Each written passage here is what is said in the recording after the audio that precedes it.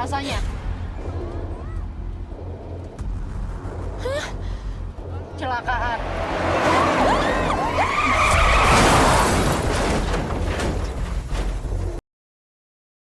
Serial ini berjudul 10 PM, diadaptasi dari webtoon populer dan digarap oleh Falcon Black. Series ini hadir dengan total 6 episode, siap membuat bulu kuduk Anda merinding. Misteri, kegelapan, dan rahasia tersembunyi akan terungkap di setiap episodenya. Tanpa berlama-lama, mari kita mulai alur ceritanya. Episode ketiga. Kali ini, kita mulai ceritanya dari Chandra. Di malam hari, Chandra sedang menunggu mobil travel yang sedang diperbaiki. Chandra ditugaskan oleh Romo untuk menjemput Fiska ke kota. Romo sangat khawatir terhadap Fiska, karena Romo tahu kalau Fiska sedang diincar oleh roh jahat. Di saat Chandra sedang menunggu, ia melihat sebuah berita yang disiarkan di televisi. Diduga gadis tersebut adalah korban tabrak lari. Jasad korban ditemukan tergeletak di pinggir jalan. Dari kartu identitas yang ditemukan, nama gadis tersebut adalah Ratih Puspitasari. Tak lama kemudian, Chandra melihat seorang wanita yang mirip seperti di berita sebelumnya sedang duduk di dalam mobil.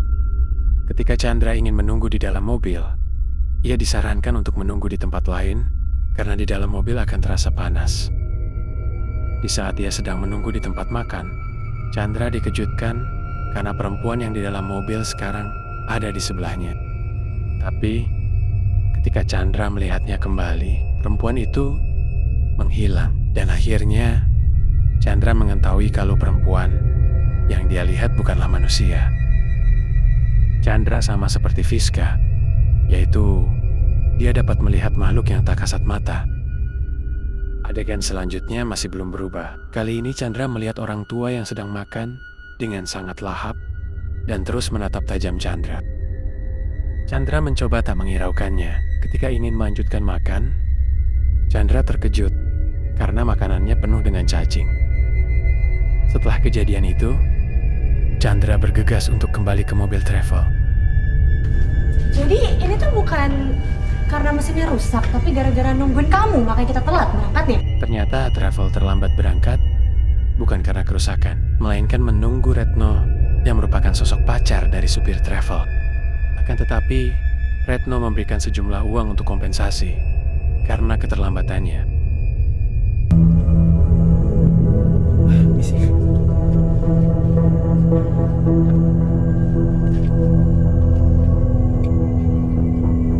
Adegan selanjutnya memperlihatkan Suster Ika yang sedang berada di kamarnya. Tanpa diduga, sosok orang tua yang kita lihat sebelumnya adalah ayah dari Suster Ika. Tanpa terasa, hari sudah menunjukkan jam 10 malam, waktunya Vino untuk melakukan siaran kembali. Fiska. Kita lanjutkan kisah Fiska pada malam hari ini. Fiska mencoba untuk mengurung dirinya di sebuah gudang untuk menghindari dari semua godaan yang akan dilakukan oleh Vino. Tetapi, Vino tidak kehabisan akal untuk menggoda Fiska. Apapun yang kamu rencanakan, sudah tidak akan berhasil lah, Vino. Saya sudah mengurung diri saya. Oke? Kamu pikir dinding, tembok, semua itu bisa membatasi manusia untuk melakukan dosanya? Aku tuh suara batinmu, Fiska. Kita sudah menyatu. Saya gak akan takut. Loh, kamu takut juga nggak apa-apa kok, Fiska. Nggak apa-apa. Kan ada aku yang selalu menyertaimu. Kemudian, kita kembali ke Suster Ika yang sedang mengecek gula darahnya. Ternyata Suster Ika memiliki penyakit diabetes, turunan dari keluarganya. Karena penyakitnya, Suster Ika hanya bisa memakan makanan yang sehat dan hambar. Sehingga, Suster Ika sering membuang makanannya karena tidak enak. Tak lama kemudian, Suster Ika mendapatkan pesan dari Chandra yang sedang berangkat ke Jakarta. Chandra berpesan untuk tidak memberitahu Fiska tentang keberangkatannya ke Jakarta. Tak lama kemudian, lampu di rumah sakit mengalami pemadaman. Suster Ika mencoba untuk memeriksa sekitar. Akan tetapi, Suster Ika melihat almarhum ayahnya yang sedang memakan buah durian. Sosok almarhum ayah Suster Ika sama seperti yang dilihat oleh Chandra sebelumnya. Di sini diketahui, ayah Suster Ika bernama Setio yang telah meninggal beberapa tahun yang lalu. Arwah Setio menyuruh Suster Ika untuk memakan durian bersamanya. Tetapi Suster Ika menolaknya karena Suster Ika sadar makan buah durian akan memperburuk penyakitnya.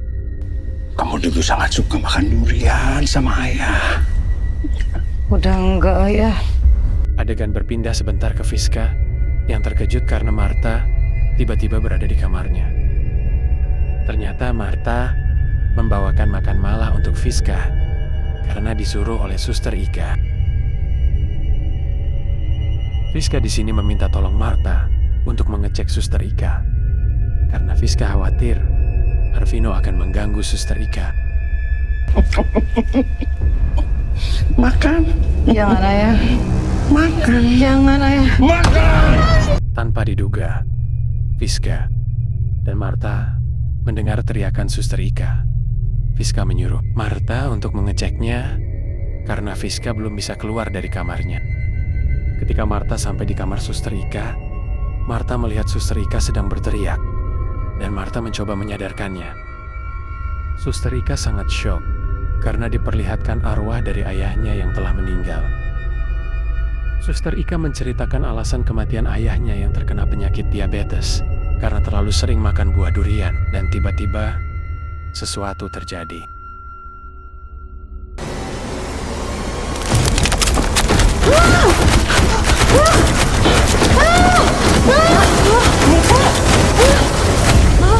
Dan semua itu ternyata hanya halusinasi dari Suster Ika saja. Setelah kejadian itu, jam 10 malam telah terlewati dan terpaksa Arvino harus menutup siarannya. Hari ini masih panjang untuk Fiska dan juga teman-teman yang ada di dekatnya. Saya akan kembali lagi di sini. Besok malam di jam yang sama, jam 10 malam.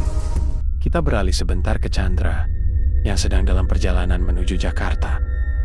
Semua penumpang sangat khawatir karena sopir yang mengendarai travel dengan cara yang ugal-ugalan.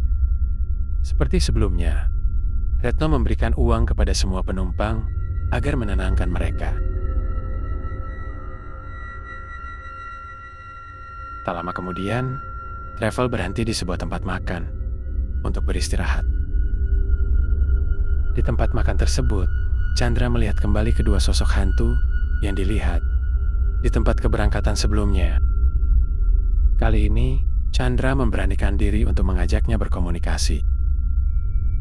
Tanpa diduga, sosok hantu tersebut membawa Chandra ke kilas balik alasan kematiannya. Diceritakan, sosok hantu itu bernama Ratih. Ratih merupakan wanita yang taat beribadah dan sering mengikuti kegiatan di gereja. Kilas balik berpindah ketika Ratih pulang dari gereja. Ketika Ratih sedang memperbaiki sepedanya, Ratih tanpa sengaja mendengar sebuah obrolan dari dalam rumah. Ternyata yang sedang berbincang adalah Retno dan juga supir travel sebelumnya. Retno adalah pacar dari Pak Setio, yaitu ayah dari Suster Ika. Kematian Pak Setio ternyata bukan karena diabetes, seperti yang diceritakan Suster Ika sebelumnya, melainkan diberi racun oleh Retno. Tanpa disengaja, Ratih menjatuhkan botol dan membuat dia ketahuan. Ratih kabur dengan sekuat tenaga, tetapi Retno mengejarnya dengan mobil dari belakang. Tanpa diduga, Retno menabrakkan mobil ke Ratih hingga dia terjatuh. Dengan memperlihatkan semua itu, arwah Ratih meminta pertolongan kepada Chandra. Kemudian, Chandra mencoba menghubungi polisi untuk melaporkan apa yang sudah terjadi. Akan tetapi, Chandra ketahuan oleh sopir travel yang telah memantaunya dari tadi. Supir travel yang marah mencoba untuk membunuh Chandra. Chandra mencoba melarikan diri ke tengah hutan untuk menghindari supir travel tersebut. Lari kemana lu? Mulai kemana lu? Di keadaan terdesak, Chandra mencoba melawan balik supir travel tersebut.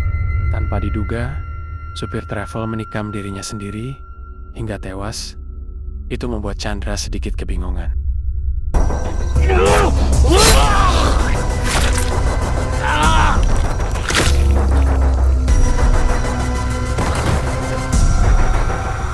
Ternyata, semua itu perbuatan dari arwah Pak Setio yang ingin membalaskan dendamnya. Di sisi lain, Retno dan penumpang lainnya bosan menunggu kedatangan supir travel yang ternyata sudah meninggal di tengah hutan. Tetapi anehnya, supir travel yang meninggal muncul kembali dan meminta untuk melanjutkan perjalanan. Travel kembali melanjutkan perjalanan, akan tetapi Chandra tidak sengaja tertinggal di tempat makan tersebut. Di sisi lain, Suster Ika terbangun dari tidurnya dan merasa lapar. Suster Ika mengambil makanan yang sudah dibuang sebelumnya. Akan tetapi, rasanya tidak enak dan Suster Ika membuangnya kembali. Seketika itu, Suster Ika mencium bau durian dan menemukan setumpuk durian di sebelah kasurnya. Ayah. Ika makan durian lagi. Yang itu enak banget. Pahitnya pas. Kamu pasti suka. Suster Ika memakan semua durian karena hasutan dari arwah Pak Setio. Di sisi lain, travel yang meninggalkan Chandra mengalami kecelakaan karena gangguan dari hantu Ratih dan Setio. Nggak mungkin. Mau tahu rasanya? Kecelakaan.